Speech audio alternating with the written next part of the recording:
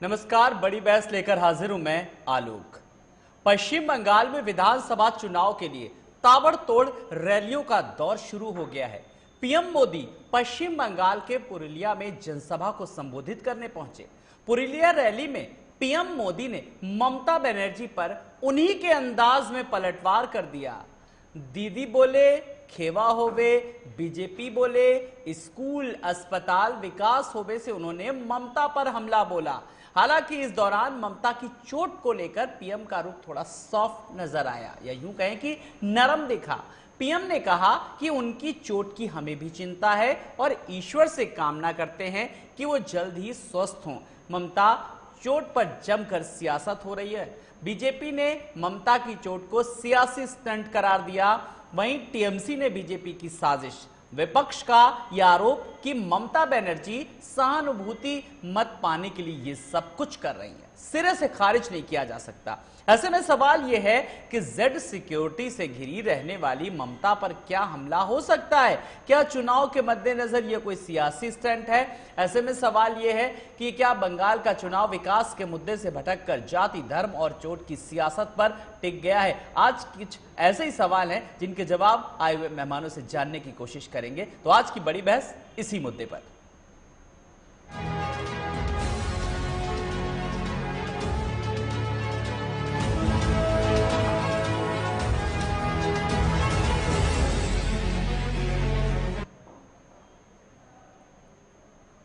तो खेला होवे या विकास होगी, जब हम बात करते हैं तो ऐसे में सवाल तमाम सारे हैं। जल्दी से वो ग्राफिक्स के जरिए वो सवाल दिखाते हैं। क्या ममता की चोट पर सियासी ड्रामा हो रहा है? क्या बंगाल के चुनाव में मुख्य मुद्दे पीछे छूट गए हैं? सवाल इतना ही नहीं है, क्या ममता की चोट की सहानुभूति टीएमसी को मिलेगी?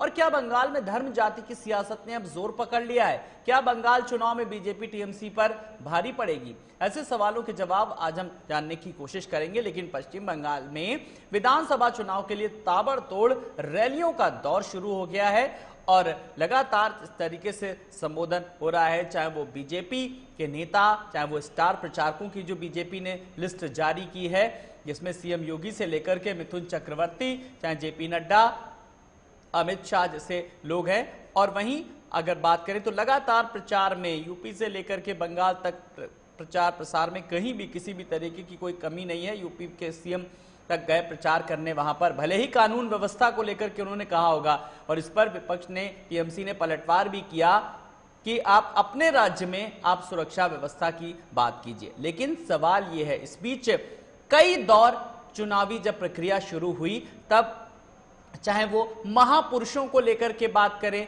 कानून व्यवस्था को लेकर के बात करें, धर्म को लेकर के बात करें, हिंदुत्व को लेकर के बात करें, ऐसे तमाम मुद्दे आते गए और अब आखिरकार चुनाव जिस तरीके से नजदीक आया उसको देखते हुए अब विकास की बात होने लगी। लेकिन अब क्या माना जाए कि अब जो चुनाव है ये पटरी पर, या यूं कहें कि ये मुद्दे अब थोड़ा सा जनता के हित की बात कर रहे हैं, पटरी पर आते नजर आ रहे हैं। जल्दी से अब आए हुए मेहमानों से अपने दर्शकों का परिचय करा देते हैं।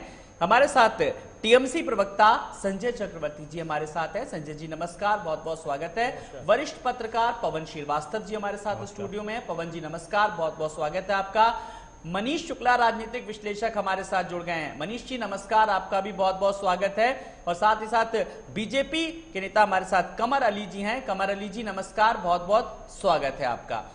कुछ और भी मेहमान हमारे साथ जुड़ेंगे, लेकिन पहला सवाल, चूंकि हम पश्चिम बंगाल की राजनीति के परिप्रेक्ष्य में बात कर रहे हैं, मेरा सवाल संजय जी से है। संजय जी, पीएम मोदी पश्चिम बंगाल के पुरुलिया में एक जनसभा को संबोधित किया और ममता बनर्जी पर उन्हीं के अंदाज में पलटवार किया। दीदी बोले खेला होवे, बीजेपी बोले स्कूल अस्पताल अब विकास होवे। तो अब कैसे जवाब देगी टीएमसी? सबसे पहले कल एक मोदी जी ने एक मुख्यमंत्रियों की एक सभा बुलाई थी और जब वहाँ पे टीएमसी नहीं पहुँची तो उसके ऊपर भी एक क्वेश्चन मार्क उठाया गया कि कोरोना को लेकर के आपको जो है सावधानी की ज़रूरत है और सोशल डिस्टेंसिंग, मास्क, ये वो सारी चीज़ें बताई है। आप रैली में देख लीजिए, कल उन्होंने सोशल डिस्टेंसिंग की बात की, आज बड़ी सी रैली कर ली। ठीक है, तो कथनी और करनी में यहाँ फर्क साफ समझ में आता है कि आप प्रधानमंत्री तक अपना कथनी और करनी में कितना बड़ा फर्क रखते हैं जी। तो सबसे बड़ी चीज़ ये है कि सबसे पहले उदाहरण प्रधानमंत्री को खुद देना चाहिए कि पहले कोरोना जैसा महामारी को रोकने के लिए क्या उपाय किए जा रहे हैं अपने देश के। उपाय जो किए जा रहे हैं वो टीएमसी को नजर नहीं आ रहा, देश के वैज्ञानिकों ने जिस तरीके से वैक्सीन तक इजाद कर डाली, लग रही है बराबर प्राथमिकता के आधार पर। और आज पश्चिमी मिदनापुर में क्या हुआ था, अभी जो किसने रैली की थी आज? अभी जब और क्या कुछ नहीं कहा देश के प्रधानमंत्री को? आज से लेकर के लगातार कंटिन्यू जो है भाजपा के लोग कंटिन्यू बंगाल में जा रहे हैं, वहां पे कंटिन्यू जो है रैली से लेकर के रोड शो से लेकर वो सारा कुछ कर रहे हैं। तो ये वाद का प्रतिवाद तो होता ही रहता है ना, अगर वो आ रहे हैं तो हमारे को रैली करनी है, करना पड़ेगा, ठीक है। तो ये चीज चलता रहता है हमेशा, हर जगह पे आपको वाद का प्रतिवाद मिलेगा ही मिलेगा। आप देखोगे कि वहाँ पे मुख्यमंत्री जी उसमें नहीं जुड़ी, और जब इंटरेक्टिव जुड़ना की बात हुई तब भी नहीं जुड़ी। वहां पर सवाल ये है, और जब मोदी के साथ जब मंच जब शेयर करती है तब अगर राम नाम के नारे लगने लगते हैं तो मोदी नाम के नारे तो वो मंच से किस तरीके से एक सबसे बड़ी चीज वीडियो कॉन्फ्रेंसिंग के जरिए राजनीतिक मंच से क्यों हम राम नाम की, अरे मंदिर में जाओ ना, किसने मना किया है, जाओ मंदिर में जाओ, मस्जिद में जाओ, गिरजाघर में जाओ, वहाँ अपने भजन पूजन करो, घर में करो। क्यों जो है हमेशा मैं देखता हूँ कि हम लोगों को इस तरीके का राजनीतिक रूप से घेरा जाता है कि आप वहाँ राम नाम का नाम लीजिए, जय श्री राम कीजिए, जय श्री राम, घेरा जाता है क्योंकि इसीलिए मुद्दा खुद देते हैं। नहीं, मुद्दा नहीं, क्यों किस लिए आस्था आप आज जब नहीं, क्यों नहीं आता है, आज जब राम नाम का मुद्दा हमें मंदिर में अच्छा लगता है, मंदिर में जाइए, आपस में सुबह शाम हम अपने इष्ट मित्रों से दोस्तों से बात करते हैं, राम नाम का नाम लेते हैं, हमको वो अच्छा लगता है। हम कोई राजनीतिक मंच से हम जो जबरदस्ती शो करें कि हम हिंदू हैं, जय श्री राम करके चिल्लाएंगे, हमें वो नहीं समझ में आता। विकास के मुद्दे पे बात करिए, आप अपने वर्कों के पीछे बात करिए। कमर अली जी, जब टीएमसी कह रहे विकास के मुद्दे की बात की जाए तो आज देश के प्रधानमंत्री ने वही विकास के मुद्दे की तो बात की। पीएम ने साफ तौर पर कहा कि अब विकास हो गए, अस्पतालों की बात की, स्कूली शिक्षा की, यानी कि बुनियादी चीजों की बात की। आलोक जी, पश्चिम बंगाल की आवाम को केंद्र की योजना, प्रधानमंत्री आवास योजना है, मुद्रा योजना है, उज्ज्वला योजना है, किसान सम्मान निधि है, तमाम ऐसी योजनाएं हैं जिससे आप जानते हैं कि लोकल स्तर पे इसका रजिस्ट्रेशन होता है, उसके बाद उन योजनाओं का लाभ मिलता है। उनकी सरकार ने, पश्चिम बंगाल सरकार ने उसका रजिस्ट्रेशन ही नहीं होने दिया। मैं आपको बता दूं, उस योजनाओं को रोकने की तमाम कोशिश करी गई है, प्रयास किया गया, जबकि वो पश्चिम बंगाल की आवाम का अपना हक था। आपने उस कहा कि केंद्र की योजनाएं हैं इसलिए हम उनका रजिस्ट्रेशन नहीं कराएंगे, सिर्फ एक फॉर्मेलिटी आप करते रहे।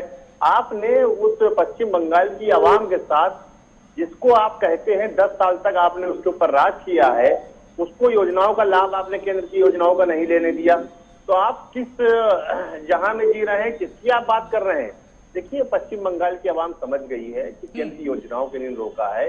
अब बराबर जिस तरह के आप देख रहे हैं कानून व्यवस्था फेल हो चुकी है, हमारे राष्ट्रीय अध्यक्ष जी पे हमला हुआ, सबका देखने का, सबने, आपने भी चलाया आलोक जी, सबने, पूरे हिंदुस्तान ने, दुनिया ने, बाहर में भी देखा। मुख्यमंत्री योगी आदित्यनाथ जब गए थे, जब पश्चिम बंगाल, तब उन्होंने कानून व्यवस्था का मुद्दा उठाया, तब वहां के भी स्थानीय लोगों ने भी साफ तौर पर कहा और विपक्षियों ने कहा कि आप अपने राज्य की कानून व्यवस्था की बात की। ये बहुत कॉम्प्लिकेटेड सवाल सामने आया था कमर जी। देखिए, हमारी व्यवस्था आप जानते हैं, इसी लखनऊ राजधानी में अगर आप बात को ले लेंगे, चैन स्नैचिंग रोज होती थी, रोज गुंडागर्दी होती थी। आप बता दी कोई चैन स्नैचिंग होती है? आप अपने क्या दिखाते हैं चैन स्नैचिंग? अच्छा, तो अब क्या माना जाए कि रोज से साप्ताहिक थोड़ा हो गया, जैसे साप्ताहिक बंदी होती है ऐसे ही? आप देखिए, आप जो लूट हुई है, जो जातीय दंगे होते थे पूरब से लेके पश्चिम तक, जो गैंगवार होते थे, क्या हमारी सरकार में हुई है? आज हमारी बहनें बेटियां महफूज निकलती हैं, वो महफूज हैं। उनको ये नहीं होता था कि आज जा रही, जो सोने की चैन पहन के जा रही है, अंगूठी पहन के जा रही हैं, बुंदे पहन के जा रही, लूट लिया। तो आप एक वारदात बताइए कि एक वारदात आपकी जानकारी में इस तरह की हो। देखिए, कानून का राज है, गुंडागर्दी हमने खत्म करी है। अगर हमने गुंडागर्दी खत्म की, अगर जातीय दंगे हमने नहीं होने दिए, गैंगवार हमने नहीं होने दिया है, हमने शांति व्यवस्था को बहाल किया, तो हम जिक्र बिल्कुल करेंगे।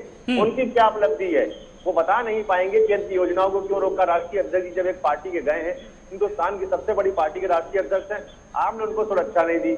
आपकी जो चोट लगी, हम ईश्वर से दुआ करते हैं कि आपकी चोट जल्दी ठीक हो, लेकिन आपने कानून व्यवस्था फेल हो चुकी है आपकी, और आप ये मान चुकी हैं कि आप उस लायक नहीं हैं।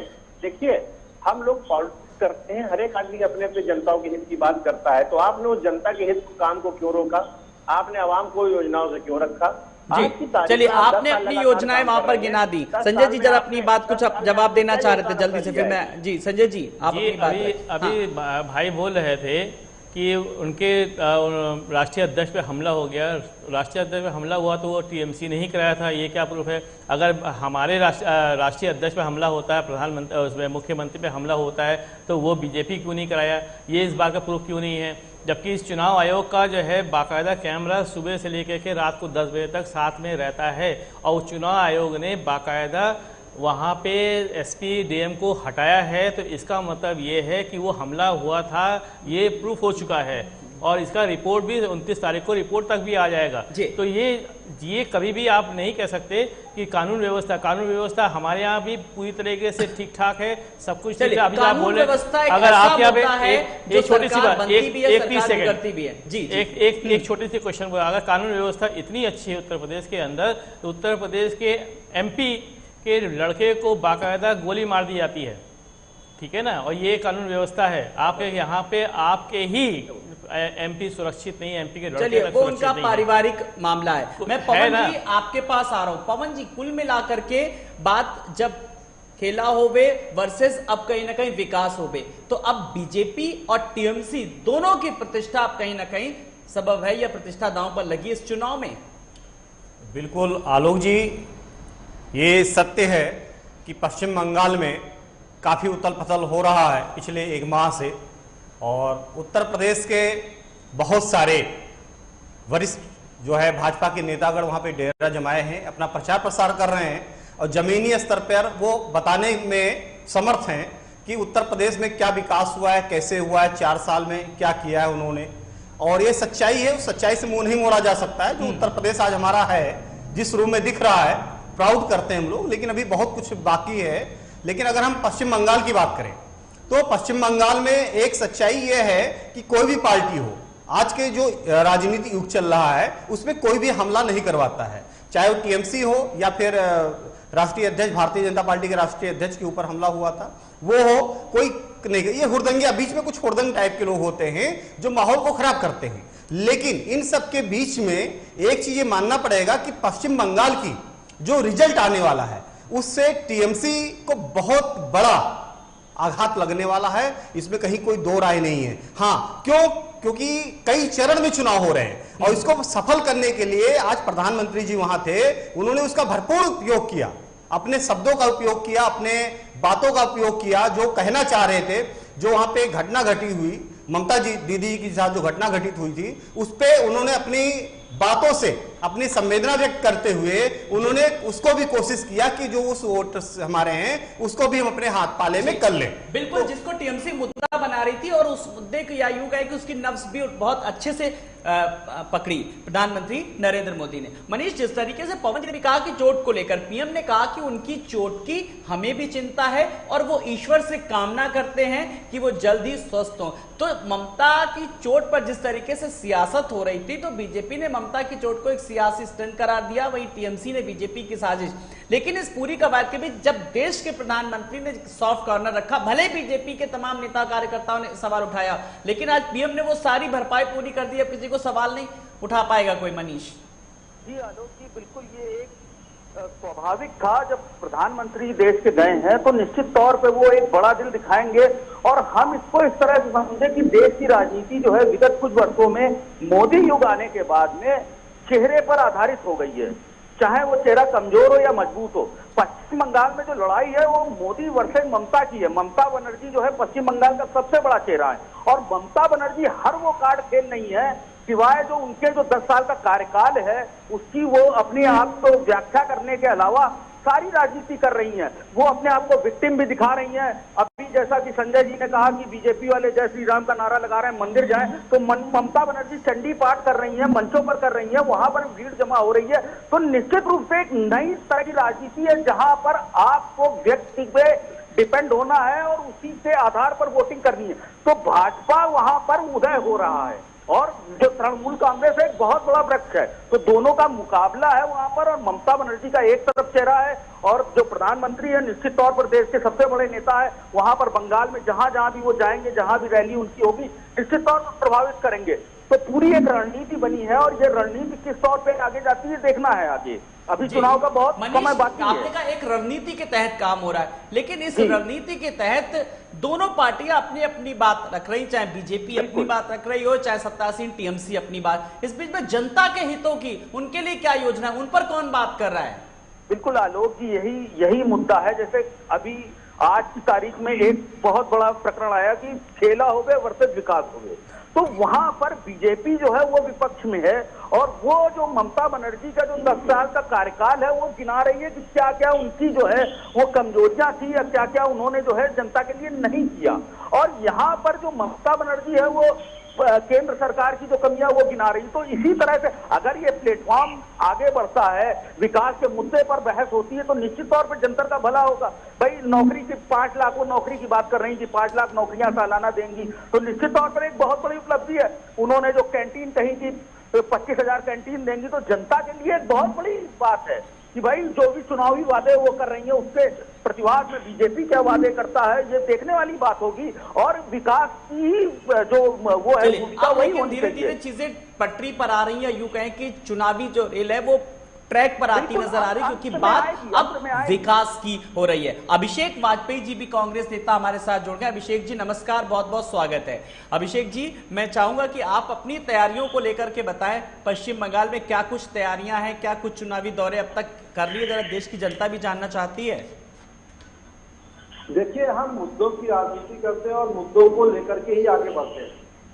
टीएमसी और भारतीय जनता पार्टी सिर्फ आप देखिए खेल रही है, वो उनके ऊपर आरोप लगा रहे हैं, वो उनके ऊपर आरोप लगा रहे हैं।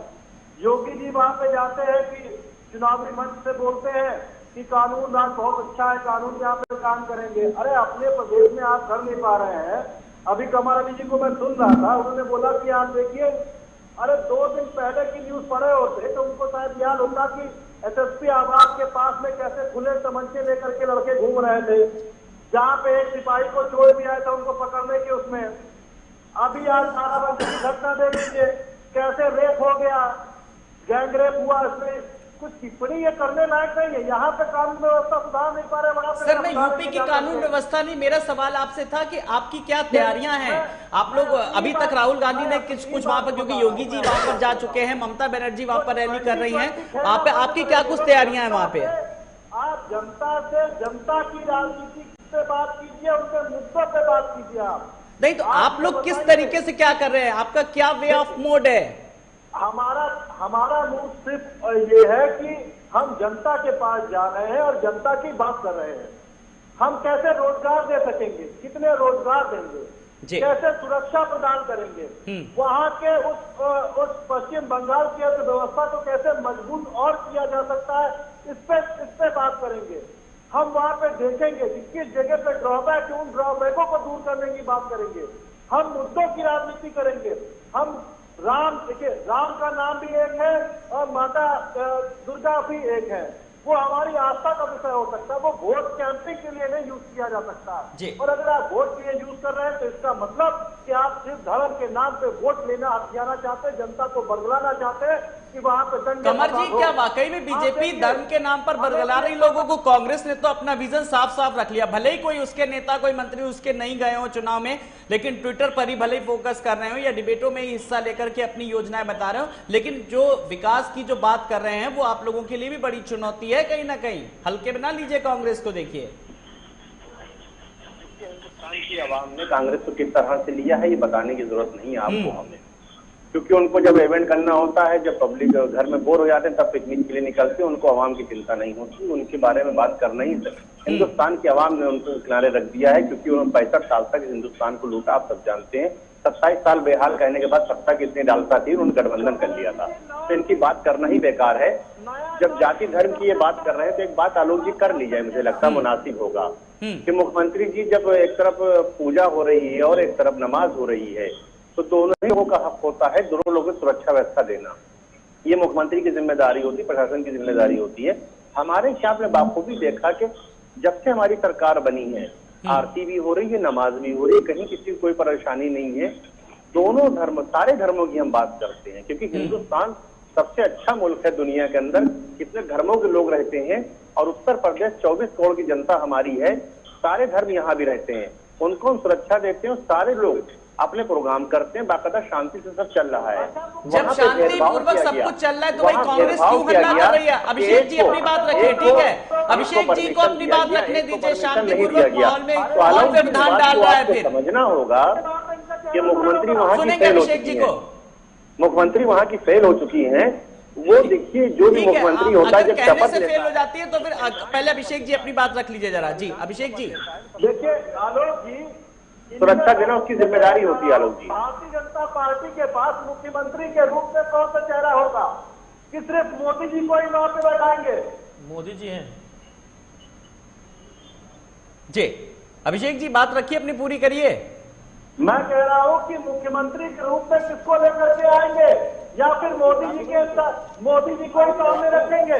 अगर आपने काम किया है तो काम के आधार पे वोट मांगना सीखिए, धर्म के आधार पे कब तक राम के नाम। सर आप अपनी पार्टी की बात ही नहीं कर रहे हैं। आपसे मैंने कितने सारे सवाल पूछे, आप अपना विजन बताइए। आपने अब तक कहां पर रैली करी, आपने नहीं बताया मुझे। मैंने अपना विजन बताया। मुझे बताने से नहीं, आप जनता के बीच कितना गए? जनता के बीच में हमारे सभी साथी, सभी कार्यकर्ता जनता के बीच में ही है इस समय। अच्छा मनीष, जरा आप बताइए, मुझे तो कोई ऐसा कांग्रेस का कोई वहां पर रैली कोई ऐसी नजर नहीं आई कि कोई बड़ा नेता वहां पर गया हो जाकर के, चाहे राहुल गांधी जैसे या प्रियंका वाड्रा वहां पर रैली करी हो, जनता के बीच अपने मुद्दे बताए हो। मनीष देखिए आलोक जी, कांग्रेस के साथ एक बड़ी विडंबना है। कांग्रेस केरल में जहां लेफ्ट के खिलाफ लड़ रही है, वहीं पे बंगाल में जो है वो लेफ्ट के साथ लड़ रही है।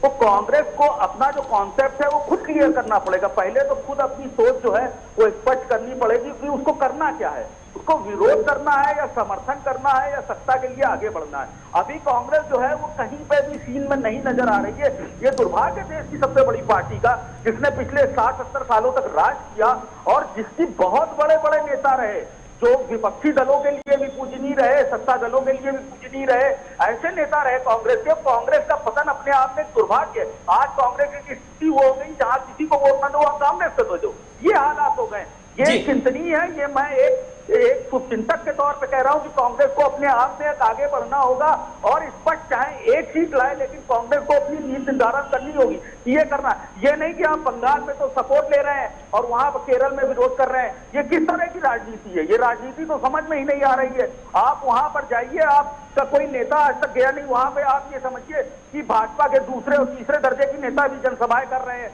वहां पर जो आपके राष्ट्रीय अध्यक्ष हैं, जो वहां पर आपके जो नेता है, राष्ट्रीय नेता, वो कोई भी गया ही नहीं है अभी तक बंगाल के अंदर। वहां पर सुना है। बिल्कुल मनीष, आपके सवाल के जवाब में पवन जी से लेना चाहूंगा। पवन जी, ये भी एक बड़ी विडंबना है कि देश की पुरानी पार्टी, सबसे बड़ी पार्टी, राष्ट्रीय पार्टी, और अब क्षेत्रीय दलों के साथ कहीं ना कहीं किस तरीके से उनके साथ गठबंधन करके अब चुनाव लड़ रही है। ये भी एक विडंबना है। आलोक जी, मौजूदा समय में कांग्रेस पार्टी की मनोबल बहुत गिरा हुआ कह सकते हैं और एक उजाले की आवश्यकता है, जो कि उत्तर प्रदेश में ही इनको दिखाई पड़ रहा है। उत्तर प्रदेश में अच्छी मेहनत भी कर रहे हैं, जमीनी स्तर पे मेहनत कर रहे हैं, ये दिखाई पड़ रहा है। लेकिन पश्चिम बंगाल चुनाव हो या दिल्ली चुनाव हो, आसाम चुनाव हो, ये सब दिखाई पड़ता है कि बाकी कांग्रेस किस हालात पे है, कैसे मेहनत कर रही है, कहाँ तक कर रही है। इनका एकमात्र मकसद है भारतीय जनता पार्टी जो मौजूदा सरकार है उनकी कमियों को निकालना कैसे कर रहे हैं।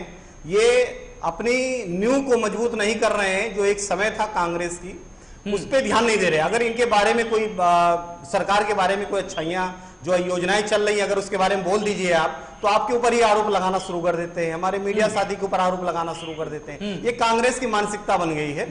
ये इसको भूलना होगा, इसके आगे इनको बढ़ना होगा, जनता के लिए कुछ करना होगा, जनता के बीच में जाना होगा, जनता की समस्याओं को उठाना होगा। आज बहुत सारे मुद्दे हैं, बेरोजगारी सबसे बड़ा मुद्दा है भारतीय जनता पार्टी में। सबसे बड़ा मुद्दा अगर है तो बेरोजगारी है, लेकिन कांग्रेस इस सब पर ध्यान नहीं देगा। कांग्रेस तो ये ध्यान दे रहा है कि पश्चिम बंगाल में टीएमसी और भाजपा दोनों एक हैं, दोनों एक दूसरे के ऊपर आरोप लगा रहे हैं। अरे आपने पश्चिम बंगाल में क्या किया? कितने नेता गए आपके वहां पर? क्या किया? जनता के बीच में क्या बताया? था। अभिषेक जी अपनी बात रखना चाह रहे हैं, जल्दी से अभिषेक जी आप अपना काउंटर कर सकते हैं जी। श्रीमान, मैं आपको बता दूं कि जैसा अभी आप रोजगार की बात कर रहे थे, कांग्रेस ने रोजगार सृजन अभियान भी चला रखा है। आपको अच्छे से अवगत होगा और आपको इस बात के बारे में जानकारी भी होगी। और बात पश्चिम बंगाल में चुनाव को लेकर के वहां पे हमारे कौन से नेता जात कौन से नहीं, मैं खुद आपको मैं उत्तर प्रदेश से बता सकता हूं कि हमारे यहाँ 5 से 7 लोगों की टीम गठित करके वहां पे भेजी जा रही है और प्रचार प्रसार के लिए भेजी जाती है।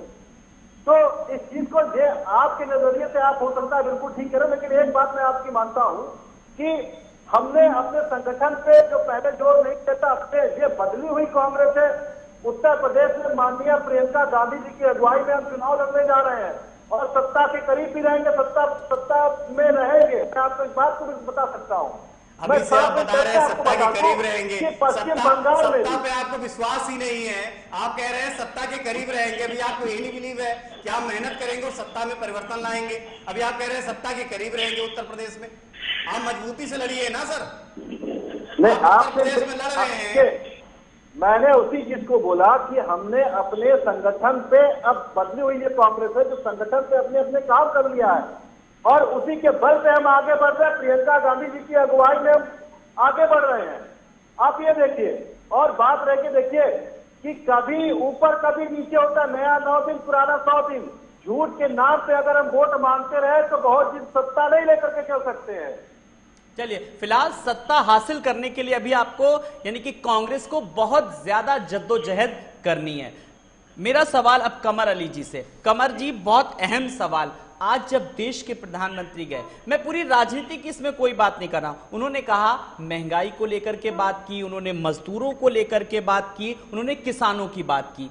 मैं इसी पर बात कर रहा हूं। किसान देखिए कितना 105 दिन से ज्यादा हो गया है, सड़कों पर प्रदर्शन कर रहा है अपनी मांगों को लेकर के। महंगाई, पेट्रोल डीजल आप देख रहे हैं किस तरीके से बेतहाशा वृद्धि हो रही है।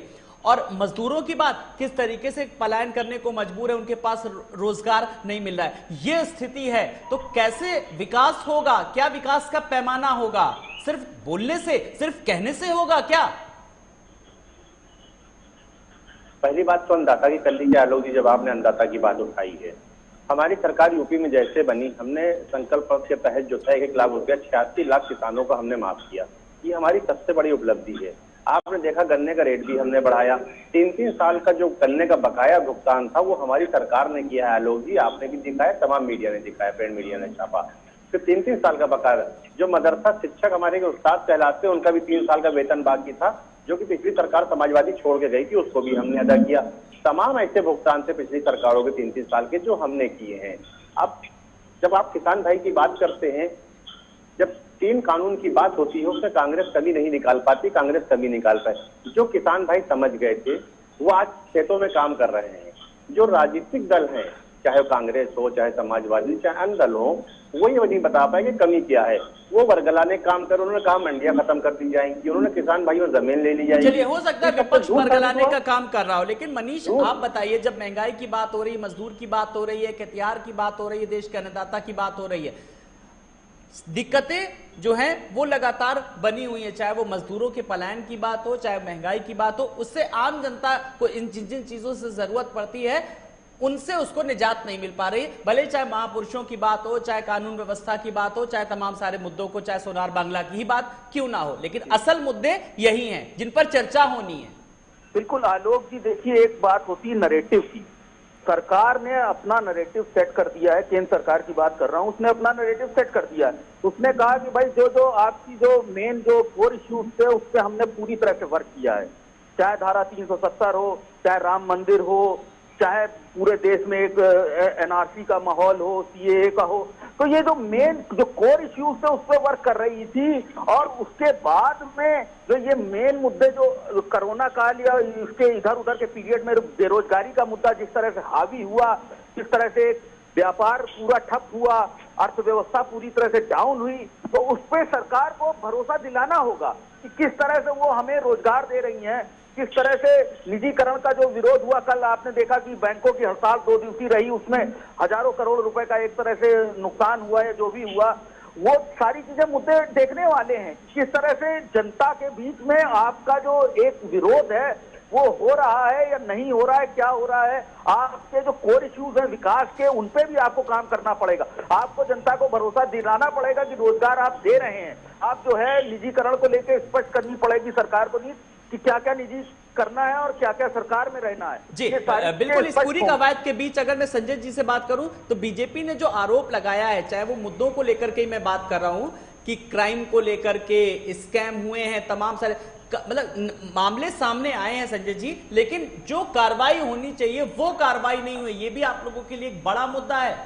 एक सबसे बड़ी चीज देखिएगा, ये चुनाव जैसे ही होते हैं 6 महीने पहले से, क्योंकि ये हमेशा 24/7 ये चुनाव मोड पे रहते हैं, तो जहां जहां चुनाव होते हैं 6 महीने पहले से इनकी कार्रवाई शुरू हो जाती है। छोटे किसी को हल्के में नहीं लेती, चाहे मैं बोला ना कि ये इनकी कार्रवाई शुरू होती है, सबसे पहले सॉफ्ट टारगेट करते हैं कि किसको किसको तोड़ना, साम दाम दंड भेद, तो उनको सबसे पहले वो सीबीआई का डर दिखाती है, NIA का डर दिखाती है, कुछ को तोड़ती है, उसको अपने वॉशिंग मशीन में साफ करती है, उसको अपने यहाँ पे ले करके फिर उसको टिकट देती है। आज देखिएगा कि आज पश्चिम बंगाल में इनकी ये हालत है कि अभी तक सिर्फ 120, वो भी 2 चरणों में 120 लोगों को इन्होंने टिकट दिया है। पहली बार इन्होंने 60 कहा तो 57 दिया, दूसरी बार 63 में दिया, उसमें 4 इनको MP को देना पड़ा, और बाकी दूसरे दलों से भी अब इंतजार कर रहे हैं कि उनको डर दिखा रहे हैं कि और टूट टाट करके मेरे पास आओ, तब जाके तुमको जो है हम टिकट देंगे और हमारे यहाँ से साफ हो जाओ करके। सबसे इनकी यही चल रही है। अभी सर ने बताया कि मोदी वर्सेस ममता ये चल रहा है। क्या मोदी प्रधानमंत्री से छूट करके यहाँ पे सीधे मुख्यमंत्री बनना चाहते हैं क्या? आपका मुख्यमंत्री चेहरा कौन है? आप किसको मुख्यमंत्री के रूप में प्रोजेक्ट करना चाहते हैं? आप किसको MLA बना? आपके कार्यकर्ता इस विरोध पे हैं। आपके कई नेता, कई पूर्व आपके मेयर तक ने जो है इस्तीफा दे दिया। अभी हमारे यहाँ पे आपके जो मार्गदर्शक मंडल में बना रखा था आपने यशवंत सिन्हा जी को, उन्होंने TMC ज्वाइन कर लिया। क्योंकि उनको सिर्फ और सिर्फ मूर्ति बना के बैठा दिया गया था। तो इस तरीके से आप देखोगे सवाल उठाना बहुत सही लगता है। लेकिन अगर मैं बात करूं, इस सवाल का जवाब मैं पवन जी से चाहूंगा, क्योंकि बहुत मैं स्वस्थ बहस आज कराने की कोशिश कर रहा हूं। जो भी, चाहे कोई भी राजनीतिक दल की मैं बात करूं, जो भी प्रत्याशी खड़े किए हुए, क्या वाकई में उनका आकलन किया गया है कि किसने अपने क्षेत्र में कितना काम किया है? कुछ सीट की बस ज्यादा चर्चा, चाहे वो जहां पर ममता बनर्जी शुभेंदु अधिकारी वर्सेस मुकाबला, वहीं की चर्चा ज्यादा हो रही, बाकी तो कहीं कोई चर्चा ऐसी नजर नहीं आ रही कि इलाके में कितना काम किया, कौन आकलन करने वाला है। पवन जी, बदलाव तो आलोक जी हुआ है इस राजनीतिक क्षेत्र में, धीरे धीरे हो रहा है बदलाव, और एक साथ में ऐसा भी नहीं कि एक साथ में सारे बदलाव आ जाएंगे, लेकिन जो चयन किया जाता है प्रत्याशियों का, उसका एकमात्र एजेंडा होता है कि प्रत्याशी जीत के आ जाएगा नहीं आएगा। ये सच्चाई है, धरातल पे है। ये हो सकता है हमारे बीजेपी के प्रवक्ता महोदय न माने, संजय जी ना माने, TMC के ना माने, है ना, कांग्रेस के प्रवक्ता महोदय ना माने, लेकिन मनीष जी मान सकते हैं। इस धरातल पे यही होता है कि जो प्रत्याशी जिताऊ है हम उसको टिकट देते हैं। लेकिन इस सब के बीच में जो पिछले हम 10 साल 15 साल से हम देखते आ रहे हैं कि अब अवश्य बोलिएगा 10 साल 15 साल से हम देखते आए हैं कि अब राजनीति का कुछ थोड़ा सा जो कार्य क्षेत्र है वो बदलता आ रहा है, चयन प्रक्रिया बदलती आ रही है। गुंडे बदमाश कम हो गए हैं, बहुत कम हो गए, क्योंकि जनता आवाज उठा देती है, जनता कोशिश करती है कि इनको हम जीतने ना दें, ये भी होता है। और उसके बाद जब ये सब एक बार दो बार प्रक्रियाएं हो जाती हैं, पार्टी के जो है सुप्रीम कोर्ट और हाई कोर्ट के जब दरवाजे नहीं जाना पड़ता है, तो फिर ये राजनीतिक दल जो है इस पे अपना कोशिश करते हैं कि साफ सुथरे प्रत्याशियों को लाएं। लेकिन अभी चर्चा हो रही पश्चिम बंगाल की। पश्चिम बंगाल में ये सच्चाई है कि भारतीय जनता पार्टी ने TMC को ऐसा चना चबा दिया है कि ये हालात बड़ी भयंकर होती जा रही है। आप उनके ऊपर हमला हुआ वो भी आप देख सकते हैं, किस तरह से माहौल बदल रहा है ये भी देख सकते हैं। लेकिन इन सब के बीच में जो हम लोग के वहां पे सूत्र बता रहे हैं, जो हम लोग पता करके आए हैं, जो देख रहे हैं, वो ये एक तरफा ये है कि 50-50 के चांसेस हैं। लेकिन भारी अभी भी भारतीय जनता पार्टी वहां दिख रही है। अब वो कौन सी पार्टी से कौन निकल के जा रहा है, कहां शामिल हो रहा है, ये तो साम दाम दंड में राजनीति पार्टी करते हैं, वो टीएमसी भी करती है। टीएमसी में भाई साहब, टीएमसी में आलोक जी, टीएमसी में चर्चा हो रही है। अब अभी भाई साहब कह रहे थे, टीएमसी के प्रवक्ता जी हमारे, ये बताइए कि साम दाम दंड भेंट की चर्चा कर रहे हैं, तो क्या वहां पे दीदी जी के लिए ऐसा कुछ किया गया?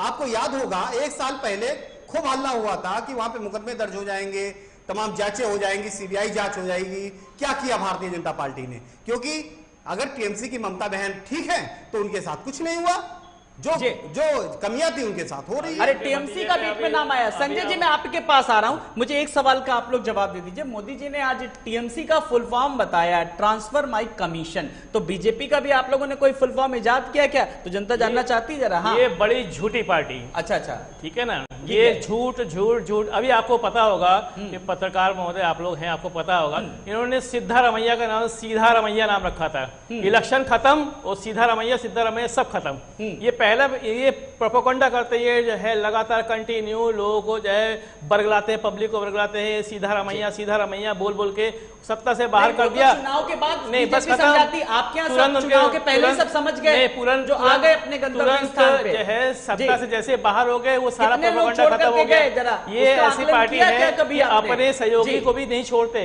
अरुणाचल प्रदेश में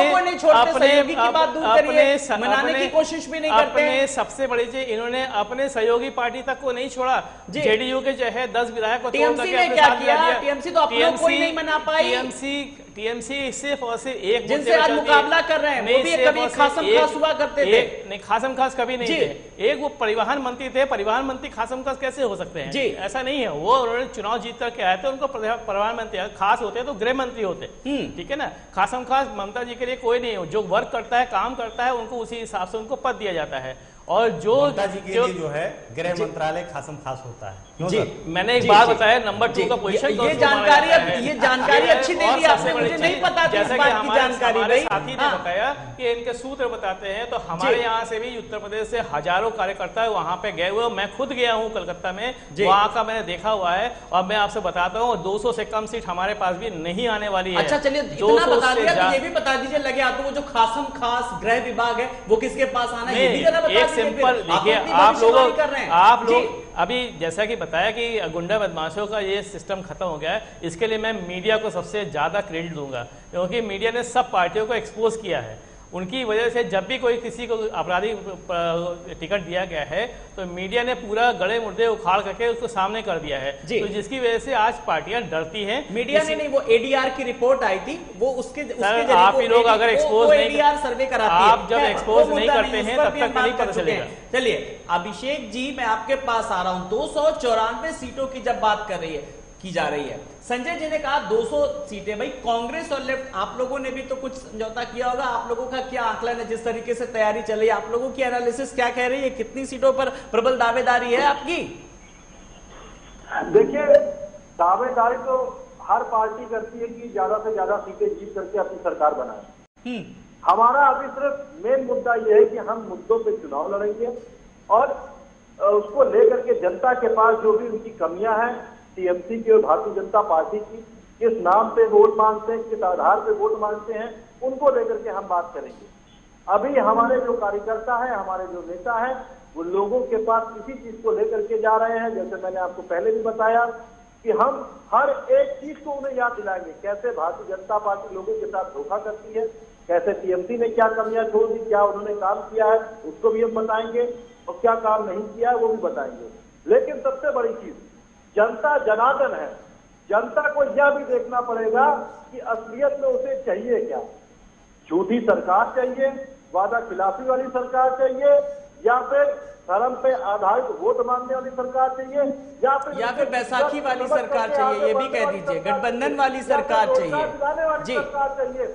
आज अगर हमारे पास रोजगार नहीं होगा तो हम अपने परिवार जी, मनीष, जनता को क्या सरकार चाहिए? कैसी वर्चस्व वाली सरकार, या जो गठबंधन के साथ लड़ रही बैसाखी वाली सरकार, या जितना सूखा पड़ा उसके वो वाली सरकार चाहिए? और एक सवाल मेरा और आपसे है कि जब पश्चिम बंगाल चुनाव की जब शुरुआत हुई थी, रविन्द्रनाथ टैगोर की बात हुई थी, सुभाष चंद्र बोस की होती थी, महापुरुषों की बात हुई, फिर धीरे धीरे हिंदुत्व की बात आई, लेकिन फिर इस बीच बात करें तो कार्यकर्ताओं की गुंडागर्दी का मामला भी उठा, लेकिन अब विकास की बात, तो यानी कि चुनाव आते आते ट्रैक पर आ गई चीजें। मनीष, देखिए आलोक जी, मैं कहूंगा कि राजनीति और जो चुनाव के दौर में बदनाम यूपी बिहार है, लेकिन सत्ता का जो असली रक्त चरित्र है वो बंगाल में नजर आता है हमें। आप ये देखिए कि आज की तारीख में हम बात कर रहे थे, सुबह धर्मेंद्र प्रधान की रैली में वहां पर हमला हुआ, उसके बाद में मिदनीपुर में जो है बीजेपी के कार्यालय में आगजनी और वो हुई।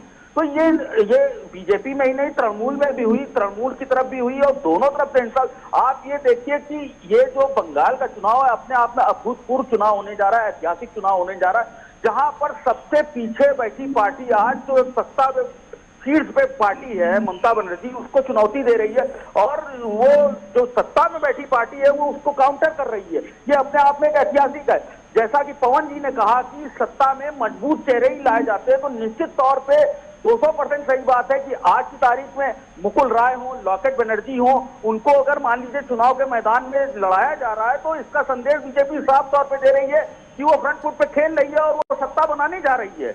उसने ये संदेश दे दिया है कि वो सत्ता के लिए तैयार है पूरी तरह से, इसीलिए प्रमुख चेहरों को ला रही है और रुक रुक के ला रही है। इसका मतलब ये है कि वो मजबूत चेहरे ही लड़ाएगी, ये स्पष्ट रूप से है। और दूसरी चीज ये है कि सत्ता कहीं भी इधर उधर नहीं भटकती, सत्ता जनता के दिमाग में होती है। जी कमर जी, कुल मिलाकर के जिस तरीके से मुद्दों की अगर बात की जाए तो मैं फाइनल कमेंट आपसे भी चाहूंगा, क्या बंगाल के चुनाव में ऐसा नहीं लग रहा मुख्य मुद्दे या यूं कहें कि जनता से जुड़े जो मुद्दे थे वो कहीं ना कहीं इस आरोप प्रत्यारोप के बीच पीछे छूट गए हैं? लेकिन अब आप लोगों ने फिर एक बार विकास की बात की। आज देश के प्रधानमंत्री ने मंच से अपने संबोधन में साफ तौर पर कहा विकास होवे, अब होगी विकास पर बात। 2008 और 9 का एक वाक्य आपको याद दिलाता हूँ, यही ममता बनर्जी थी, नैनो प्लांट लगा था और उद्योग लगे थे, उसको उखाड़ के ने फेंक दिया था, आपको याद होगा। अब भारतीय जनता पार्टी की सरकार ने गुजरात में उनको जगह दी थी उन प्लांटों को, आपको याद होगा, और वही पश्चिम बंगाल के लोग गुजरात में काम करने गए थे। ये हमारी भारतीय जनता पार्टी की सरकार है, ये ममता बनर्जी ने सरकार। उसके बाद आप ये बताइए, मुख्यमंत्री बनने के बाद कोई ऐसा उद्योग उन्होंने लगाया हो, कोई ऐसा प्लांट लगाया हो? आज की तारीख में आप लखनऊ में चौक से लेके और इलाकों में देख लें, पश्चिम बंगाल के लोग काम करते हैं, चाहे सुनारगांव चाहे तमाम काम करते हैं, गुजरात में जाके लोग काम करते हैं, मुंबई में जाके लोग काम करते हैं। आप देखेंगे इन 10 सालों के अंदर लोग अन्य प्रदेशों में काम करने गए हैं, लखनऊ जैसे जगह पे आए, मैं आपको बताना चाहता हूँ, तमाम जगह पे लोग गए। उन्होंने क्या किया है, लोगों को बेरोजगार करने का लगातार काम किया है, रोजगार उजाड़ा है और भारतीय जनता पार्टी ने रोजगार दिया है। सर ऐसी कौन सी सरकार उतने रोजगार उखाड़ेगी, बेहतरी के लिए हर कोई काम करती है, इसमें सियासत हर सवाल के जवाब में सियासत। कमर जी, ऐसी कौन सी सरकार होगी जो रोजगार नहीं देगी या रोजगार उखाड़ देगी जहां पर लोग रोजगार कर रहे हैं? भाई सरकार तो योजनाएं बनाती है। आलोक जी कौन सी योजना बनी? आलोक जी कौन सी ऐसी योजना बनी है, उस आवाम की कौन सी योजना बनी है पश्चिम बंगाल की? सियासत की बात नहीं कर रहा हूं, क्योंकि युवाओं के रोजगार की बात है, युवाओं को क्या चाहिए, एक अदद रोजगार, उस पर भी राजनीतिक दल क्यों सियासत करते हैं? मैं अभिषेक जी को आपको मौका दे रहा हूं, अभिषेक जी आप अपनी बात रखें। मैं कह रहा हूँ कमर अली अभी कुछ देर पहले बोल रहे थे कि उत्तर प्रदेश में हम रोजगार भी दे रहे हैं, तो आखिर क्या नौबत आ गई कि उत्तर प्रदेश के लोग वहां पे जा रहे हैं? इसका मतलब आप वादा खिलाफी कर रहे हैं, आप झूठ बोल रहे हैं। आपकी सत्यता यही है कि आप लोगों को सिर्फ ठंडे का काम करते हैं, उसके अलावा कुछ नहीं करते हैं। आलोक जी, कांग्रेस हमें लगता है कि मुनासिब उसका कोई सवाल नहीं रहता, न मुनासिब उसका जवाब रहता है। इन्होंने कुछ किया हो तो ये जाने 65 साल और हिंदुस्तान में अन्नदाताओं का कर्जदार बना के गए हैं। आप जानते हैं जो वर्ल्ड बैंक आज की तारीख, आप एक बात जानते हैं वर्ल्ड बैंक के आपकी सरकार में कर रही है, केंद्र में आपकी सरकार है, आंदोलन किसान आपकी सरकार कर रही है, इस बात को ध्यान रखिएगा। आज पूरे देश में किसान कांग्रेस की देन है, वर्ल्ड बैंक के कर्जदार ये क्या बता सकते हैं? अरे जो आम आदमी है, जो एक आम बच्चा है, कितना कर्जदार वर्ल्ड बैंक का है? हिंदुस्तान आपने किसान का कानून इतना अच्छा बनाया तो आप किसान कानून का मुद्दा क्यों नहीं बनाते? आप किसान कानून के नाम पे वोट क्यों नहीं मांगते? मांगिए ना वोट एक बार, किसान कानून के नाम वोट मांग कर देखिए, देखिए कितना वोट मिलता है आपको। अगर इतना अच्छा आपने कानून बना रखा है करेंगे। आलोक जी, इस बात का जवाब लिए, 65 साल इन्होंने हुकूमत करी है, इसको विकास के लिए देश को रखा, विकसित आज तक ये नहीं बना पाए। क्यों नहीं बना पाए? बहुत से मुल्क हिंदुस्तान के बाद आजाद हुए हैं, आज विकसित देश है। ये एक बात पे जवाब नहीं दे पाएंगे, इधर उधर की बात करेंगे, इधर उधर की बात नहीं करी जाती है, आवाम की बात करी जाती है। जब आवाम की बात मुझे आप इस चुनाव में किस तरीके का आप देख रहे हैं, क्या लहर चल रही है, विकास की, धार्मिक मुद्दे, कट्टरपंथिता, क्या लग रहा है, कौन सा मुद्दा हावी है? ठीक है अभिषेक जी, जल्दी से मनीष को मौका दे रहा हूँ, जल्दी से मनीष आप अपनी बात रखिए। हाँ, इस चुनाव में बिल्कुल स्पष्ट है कि मुकाबला जो है अंत में दो पक्षी हो गया है और वो भाजपा वर्सेस टीएमसी है, और दोनों ने अपनी अपनी पूरी राजनीतिक जो ताकत है वो झोंक दी है। साम दाम दंड भेद, भावनात्मक, राजनीतिक, धार्मिक सारे मुद्दे उसमें घालमेल कर दिए हैं, और निश्चित रूप से दोनों ही बराबर से लड़ रही हैं, और पाला किसके ओर गिरेगा ये तो चुनाव के बाद ही पता चलेगा, लेकिन मुकाबला बड़ा रोचक है। जी अभिषेक जी, आप इस मुकाबले में अपने आप को कहां पर पा रहे हैं? जल्दी से एक फाइनल कमेंट आपसे भी। ये ट्विटर पे है मुकाबले में, ये अभिषेक जी से मेरा सवाल है। हाँ, बात यहाँ पे मुकाबले की नहीं है, बात यहाँ पे अपने आप को साबित करने की है। ये हम जरूर मानते कि हमारा संगठन कमजोर जरूर हुआ है, और अपने संगठन के दम पे हम ज्यादा से ज्यादा सीटें जीतने का दावा करते हैं। कमर जी, संगठन कमजोर है तो इसका फायदा आप लोगों को कितना मिल रहा है? संगठन इस हिंदुस्तान की आवाम ने हमारा बनाया है। भारतीय जनता पार्टी का मतलब है हर नागरिक की पार्टी है। भारतीय जनता पार्टी का मतलब ये होता है, हमारे पास 18 करोड़ मेंबर है सक्रिय सदस्य भारतीय जनता पार्टी के पास। हम दो दिन चले थे, आज की तारीख में 18 करोड़ हमारे पास मेंबर है। क्यों है? क्योंकि आवाम की पार्टी है। अगली बार राष्ट्रीय अध्यक्ष कौन बनेगा, प्रधानमंत्री कौन बनेगा, हमें नहीं मालूम है। संजय जी, ये भी ना भूलिए 10 साल बाद सत्ता परिवर्तन जरूर होता है, जिस तरीके से आप लोग वाम दलों का किला ढहा के आए थे। भाई 10 वाम दलों का किला 27 साल के बाद 27 साल के बाद वाम दल का सत्ता 27 साल के बाद ढहा था। पहले बता दूं, और ममता बनर्जी अभी तक एक भी चुनाव नहीं हारी, चाहे वो 2011 हो, 2014 हो, 2016 हो, 2019 हो, यानी कि 2 लोकसभा में भी उन्होंने भाजपा को पटकनी दी है। 2 लोकसभा के चुनाव में भाजपा को पटकनी दे चुकी है, और जब दो लोकसभा में जब बीजेपी वाले वहां जीत नहीं पाए तो विधानसभा कहां से जीतने का सपना देख रहे हैं? सपना ना देखें, और 200 प्लस हम अपने सीट को लेकर के आने वाले हैं। वरिष्ठ पत्रकार पवन श्रीवास्तव जी से। पवन जी, क्या बंगाल चुनाव में बीजेपी टीएमसी पर भारी पड़ेगी, जिस तरीके की तस्वीर नजर आ रही है एक वरिष्ठ पत्रकार के तौर पर? आलोक जी, जो निर्णय आएगा चुनाव के बाद वो हम और आप भलीभांति जानते हैं, और जो हमारे भाई साहब लोग बैठे हुए भी जानते हैं। अगर हम कांग्रेस की बात करें, भारतीय जनता पार्टी की बात करें, टीएमसी की बात करें, तो पिछले 1 से 1.5 महीने पूर्व से ही यहाँ प्रदेश कार्यकारिणी के बहुत सारे पदाधिकारी भारतीय जनता पार्टी के वहाँ हैं। एक महेश तिवारी जी हैं और विनोद शुक्ला जी हैं, बहुत सारे लोग हैं जिससे हम लोग की चर्चा होती है। वो एसी का महल छोड़ करके, अपना घर एसी का छोड़ करके वहाँ गांव में रोटी और सब्जी खाते हैं, जमीन पर बैठकर खाते हैं, गांव में बैठकर खाते हैं। तो वो संगठन मजबूत होगा या टीएमसी और कांग्रेस का होगा? हम लोग एसी में बैठते नहीं हैं, हम लोग एसी में बैठते नहीं हैं। आप सभी को मौका मिला है, आप सभी को मौका मिला है, लेकिन आप लोग वो सब करना नहीं चाहते हैं। आप ट्वीट पे राजनीति करना चाह रहे हैं, आप डिबेट पे राजनीति करना चाह रहे हैं। आप धरातल पे जाइए, आप धरातल पे जाइए और सीखिए, आप सीखिए जो वहाँ पे सबसे बड़ा, सुनिए, उत्तर प्रदेश का जो सबसे बड़ा होता है नेताओं में, यहाँ पे संगठन मंत्री है, पिछले 2 महीने से वहां पे टिके हुए हैं, गांव में रहते हैं। आप जाकर देख के आइए एक बार, वहां पे देखिए कैसे लोग मेहनत करते हैं। सुबह 6 बजे से लेकर 12 बजे 1 बजे तक मेहनत करते हैं, गांव-गांव जाते हैं, घर-घर जाते हैं। तो वो जीतेंगे कि आप जीतेंगे? हमारे यहाँ 10 साल से सच्चाई, आप भी मेहनत करिए। 10 साल से लगातार फील्ड में ही हैं और लगातार चुनाव जीतते रहिए। मेहनत करेंगे, जमीन पे आइए, तभी कुछ होने वाला है। फिलहाल ये स्थितियां ठीक है कि जो आने वाला है पश्चिम बंगाल में भारतीय जनता पार्टी के पक्ष में जा रहा है, इसको कहने में कोई दो राय नहीं है। आपको बिल्कुल, आप अगर कह रहे हैं ये आपकी राय हो सकती है, चुनाव 2 मई को आप खुद देख लीजिएगा, 200 प्लस सीट हम लेकर के आने वाले हैं। सिर्फ और सिर्फ करोड़ों रुपए लगा करके बड़ी से बड़ी रैली करने से, प्रधानमंत्री की बड़ी रैली करने से कुछ नहीं होता। और इंसान के धरातल में काम है, टोटल तरह से काम नहीं होता। तो पिछले 10 साल से नहीं होता, 10 साल से 4 बार सबसे बड़ी बात कि जिसने जमीनी स्तर के साथ साथ जनता से जुड़े मुद्दे, मूलभूत मुद्दे उठाए होंगे, वही सत्ता पे आसीन होगा। आप सब मेहमानों का बहुत बहुत शुक्रिया। संजय जी आपका भी, पवन जी आपका भी, कमर जी आपका भी, अभिषेक जी आपका भी, मनीष जी आपका भी बहुत बहुत शुक्रिया। तो अब सवाल यह है कि पीएम मोदी ने पश्चिम बंगाल के पुरुलिया में जो जनसभा को संबोधित किया, पीएम मोदी ने ममता बनर्जी को उन्हीं के अंदाज में जो पलटवार किया, दीदी बोले खेला होवे, बीजेपी बोले स्कूल अस्पताल विकास होवे से उन्होंने ममता पर हमला बोला। तो असल बात यही है कि विकास की ही बात होनी चाहिए, बाकी राजनीति के दौर तो चलते रहते हैं। नमस्कार।